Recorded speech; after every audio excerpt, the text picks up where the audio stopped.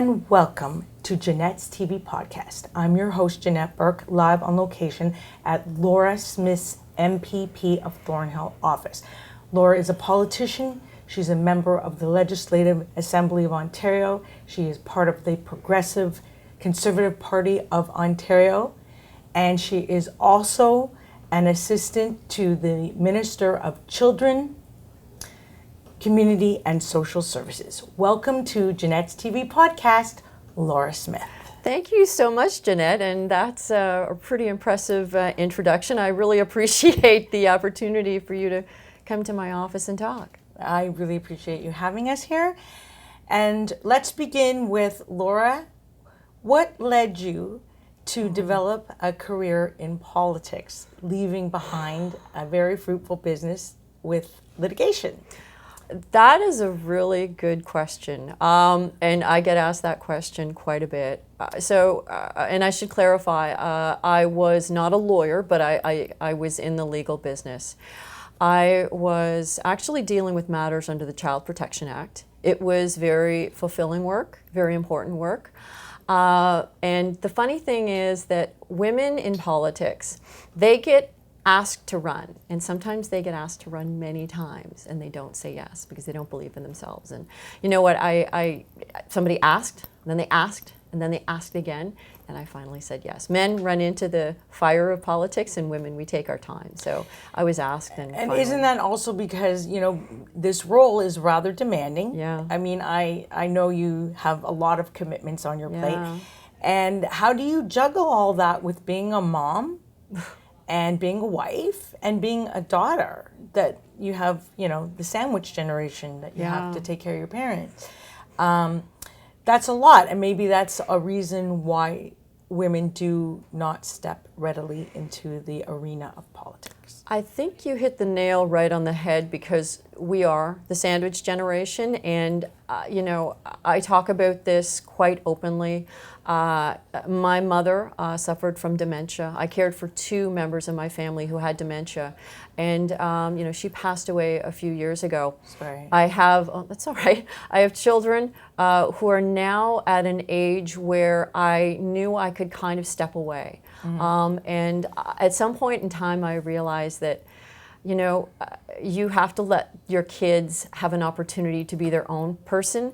And I used to joke, sometimes I would say, can you see the helicopter above me? Because I'm hovering over my children. And I think it was, they were ready and I was ready. And I have a very, very supportive husband. And I do not think I could be where I am without him, because he kind of holds the gates for me, and so that I can do what I do. And he's excruciatingly important to my team. I've got an amazing team in this office, and I consider him part of my extended team, because he keeps everything kind of in order so that I can do what I do. And you're so blessed to have that. I don't think anyone in your position could go forward without that kind of support. Yeah. So I'm going to ask you two now, because you deal with the residents of Thornhill. That's your number one priority. There's a two-parter here, okay? So first of all, what is your main priority for them? I know you just had an anti-Semitism law passed. It's a largely Jewish area. But more than that, what legacy would you like to leave behind? How would you like to be remembered? Wow, I've only been 2 years in and we're talking legacy. All right, well, I can take a stab at that. So, as you know, we do have a very concerned area of our community. We're worried about the security and the safety, and that is a huge issue for me. And you know, we can talk about Motion 90 and how I brought that forward if you want. Go ahead. But Tell us all about it. Okay, so obviously October 7th was a game changer for, you know, not just my family but the entire community. And so we started working on a private member's bill literally a few days after that unfortunate day. And we knew that we had to do something to help our kids. Specifically, I wanted to focus on kids in colleges and universities. I'm going to be very transparent. I have children in post-secondary, and I'm concerned for them. And I would listen to countless people, constituents, who had very serious issues, and they were so concerned about their kids that were facing hate. And the funny part about my job is that it's not even funny, but I get to literally change laws with a private member's bill. So we got to work on a private member's bill that would hopefully make these kids feel a lot safer on campus. And we began to do the work, and I was very fortunate because the then Minister of Colleges and Universities, my friend and colleague, Minister Jill Dunlop, saw what I was doing, and she accepted it, and she put it into the second tier of the Strengthening Accountability and Student Supports Act, which was a game changer, because when you have a private member's bill, they can sometimes take a very long time. And this allowed us to get what we needed into the system within a short period of time. And I'm proud to advise that before the legislature ended, it got royal assent.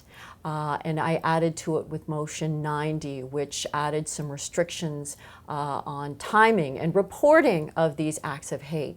The worst part about my job is listening to these, as a mother, is listening to these terrible acts of hate happening on our campuses, and they're never adjudicated. So I wanted to tighten things up with timing so that things get dealt with. And I'm happy to say they worked on directives over the summer. They were sent to the colleges and universities in the last week, and we're trying to, I'm trying to make this a safer environment for our kids, because I'll tell you a little personal story. Yes, please do. As I was putting together our private members bill, my own son called and said, I can't cross the quad. There's a hateful group in front of me. That my kid didn't get dinner that night. He didn't get to go to the library because he didn't feel safe. I don't want any kid to have to face that. And so the best part about this legislation is that it will help not only the Jewish kid on campus, it will help the kid who is feeling marginalized, who could be Indigenous, Black, Muslim. It's good for all kids. Doesn't matter whether you're wearing a kippah or not. It's going to hopefully put them in a safer environment. Well, that's very refreshing news, simply because a lot of parents, as you say, have this very valid concern, so much so that they think about leaving Canada, and partly because they want their children to have an education and a future, and they wonder if there is a future for them and their children in Canada, even though they have maybe lived here several generations and have been part of Thornhill for at least 30 or 40 years. So hopefully whatever you're putting forth will help keep the Jewish community around in Canada, contributing to Canada and its economy and everything else. Well, let's turn our attention now to a couple of other bills that you have passed. Okay, so one of them is Bill 138, which is about dementia. Yes. Now, you have a personal story that you already alluded to, that your mother had dementia, your father had dementia. Why do you feel that there needs to be an improvement in our healthcare system for dementia, and how were you able to bring that about from your own personal experience? So I should clarify, it's actually not passed, but the good news is in early October it goes to committee, which is the last stage. That's step 3.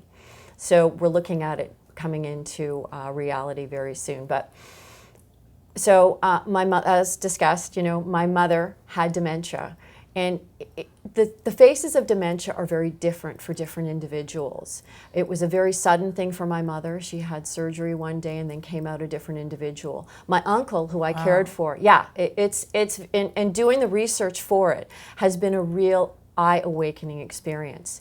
My uncle was a slow and slippery slope. So we realized that with the different phases of dementia, different care was required. And I knew when I was caring for my mother or my uncle, and I was the primary care provider for both of them, and I was also had toddlers at the time. It was a really challenging time, and that's the word that I'm going to use, because I could say a lot of other things. As it often is. Yes. So there were many struggles, and I realized that more resources, and more importantly, people did not know about the resources that were available. Part of this bill highlights the Alzheimer's Society, and they've been an incredible partner, as have so many other organizations, Baycrest, the Ontario Brain Institute. I could go on and on, but they've really been a door that's opened for me so that I could really understand all the different levels of dementia. So the bill actually deals with the training of PSWs. I talked about how every dementia patient is different. With that, you need a different type of therapy, a different type of person there that assists the individual. But more through my experience, even personally with dementia, I realized that resources were desperately needed. People needed to know where to go. And Alzheimer's Society, they have an organization, a sub-organization called First Link. And we support that organization. So, had I known about First Link in 2017, when my mother was still, sadly suffering from this, it might have been a game changer. So it's a lot about awareness. There's a huge stigma that goes with dementia. People don't want to talk about it, but that's changing. And I'm really proud of the work. And I could talk about it for hours and hours. So I'm just going to jump in and say, once the bill is finalized, how do you feel it will affect the Ontario healthcare system? So here's the best part about the work. It's actually already changing the healthcare system. So one of the things that, and by the way, this bill was started by myself and my colleague, who's now the Minister of Long-Term Care, Natalia Kusendova, who's a registered nurse. One of the first things that we started doing in research was looking at different environments where people were unfortunately left with dementia. People would take their parents to hospitals, not knowing what to do with mom and dad or uncle or aunt. And there's something called the DREAM program, which was at the time when we first started looking at it, only available in one hospital. And now there are actually 15 locations across the province. Now what they do is they put a registered nurse in the emergency section who is able to diagnose and see that individual literally through the ER and realize that they don't need to be in a hospital necessarily. They need another type of care. So they allow for that family member who brings them in, or loved one, or whoever that individual is, to be more in tune with the resources that are available to them. Keeping people out of the hospital is key. We don't want anybody in a hospital that should not be there. And this DREAM program, which I'm happy to talk about, and that did not exist. There's only one. And now there are 15. Will this be available across Canada or just in Ontario? Well, so I'm a member of Provincial Parliament, so I work on the issues of Ontario. But there's Alzheimer's societies all throughout, Canada, and I can say that it's going to be a much more, I think the best thing about this program is that it really allows individuals to be at home. People should be able to age at home. And this is something that I strive for, even with my own family members. And this will allow more of that to happen. So I'm a huge supporter of that work, and I'm really proud because that without the bill actually happening, it already exists, and we're hoping that will continue. All right, let's turn now to another bill you've been very instrumental in, and that is Bill 121. Which is the change of name amendment from 2013, following on the previous Christopher's bill of 2000, wherein this is about offenders not being able to change their last name. And can you explain the relevance of that? So it's actually unbelievable, but right now there is absolutely nothing to stop a heinous criminal, I'm talking about somebody who's committed acts of sexual violence. So unspeakable acts. Unspeakable acts, and against children. There's nothing stopping them from changing their name, which is very disturbing to me as a mother. As a politician, I knew that this was going to be something that I wanted to change, even before I was elected. I looked at this, I knew I wanted to get this across the finish line. So just for context, Christopher's Law, you mentioned Christopher's Law. So Christopher was unfortunately a child who was taken away or stolen from a mall many years ago, and he was raped and tortured, and it was a heinous situation for this child.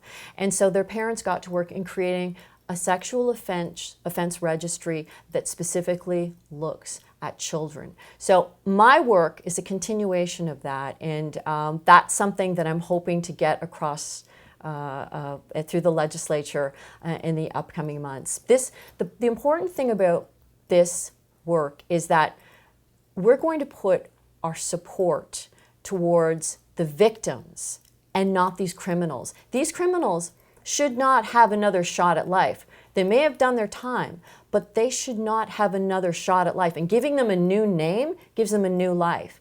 Because it can't be traced. Right. Previous acts. These children, they live with that all their life. They're not given a new life. So just in lieu of that, a couple more questions then. How will the survivors be protected, and what does it mean for the system going forward in terms of how will it affect the adjudication? I guess is that the justice system? Yeah. For these offenders, but more also for the survivors. Well, so to answer one and then the other, it will stop, let's say, these heinous criminals, let's call them the Karla Homolkas of the world, from becoming Leanne Teal. Yeah. Which is key, because when your name is attached to who you are and what you've done, I think it really sets us apart. And by the way, other provinces across Canada are adopting this. So when I first started, it was just ones and twos, and now it's been adopted by other provinces out west. And as for the children, the survivors, I think that gives them a better concept of their surroundings, because when they live in a city, when they live in a town, and people have a right to know who's around them and who's approaching them. Yes. And they should be able to recognize a name. And picture this: a heinous criminal who may or may not have done their time. Should not be in a position to change their name. It's simply not fair to that victim. Well, and similarly, not just the name, if I may add, the face, right? A lot of them have plastic surgery. Look at Karla Homolka. She wound up moving to, I believe, somewhere in South America, started a whole new life, got married, and had children of her own, right? So there's that aspect to it as well. Yeah. So how does all of this, including your experiences from your previous work and you being part of the assistance to the minister of children and community and social services, how did that help you frame or approach this bill? Well, it's interesting because I actually started on this bill months and months and months before I became the parliamentary assistant to children, community, and social services. They just kind of laid into each other quite nicely. So, we think about what we're challenged by when we're in a professional sphere. So when I dealt with matters under the Child Protection Act, I would see all of these, very disturbing files. And, it was very difficult and challenging. So I knew before I even set foot into the legislature that this was going to be something that I was going to do. And when I joined on with the ministry, I basically pointed out, hey, I'm doing that, and this is a very important issue for me. And just putting a shameless plug out for my ministry, we recently actually, through the Ontario Stands program, provided funding for organizations that deal with intimate partner violence and gender-based violence. That's a big issue too. So important. So I have to highlight that because they go hand in hand. Sex trafficking, all of these are basically intertwined in the ecosystem of these very bad actors. So, and what yeah. about just in general, like, how do these people get into Canada to begin with? Should there be more measures put on that and research into the backgrounds? Well, I'm going to stay in my provincial lane, but I agree with you. I think that we owe it to our communities. As a member of provincial parliament, I believe I owe it to everyone in Thornhill, and Ontario for that matter, to provide the safest environment possible. So I'm always concerned about keeping our streets safer and, liaising with the police. And that this is a very, very firm and strong issue for me, as I said, both personally as a mother. Right. So we're nearing the end of the interview, and I just wanted to bring two things to the attention of the viewers, and we're going to end on a zinger. But first, before we do, I'd like for you to please tell our viewers how to get in touch with you. Please provide your socials or your website. Okay, so you can contact me at laurasmithmpp.ca. That's perfect. So the zinger is this. Oh. Should I prepare myself? No. I just like I'm to worried. end with the zinger. It I'm keeps the audience on their concerned, toes. So if you were talking to another woman who was considering this job, what would you say to her and why before she decided to take it? If she wants to do it, she should do it.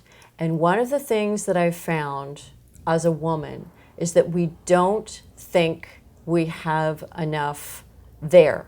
And by all means, I am telling every woman listening to this interview, if you want it, you can do it. I think Charmaine Williams, who's also a minister with Children, Community and Social Services, she's an associate minister, she says, if you can see me, you can be me. And I think that's really words to live by, and women should never devalue who they are, and they can grab whatever they need to, and they can accomplish what they need to. And it's just a matter of timing, because that's what it's all about. That's a good answer. And I hope that we do see more women entering the political sphere.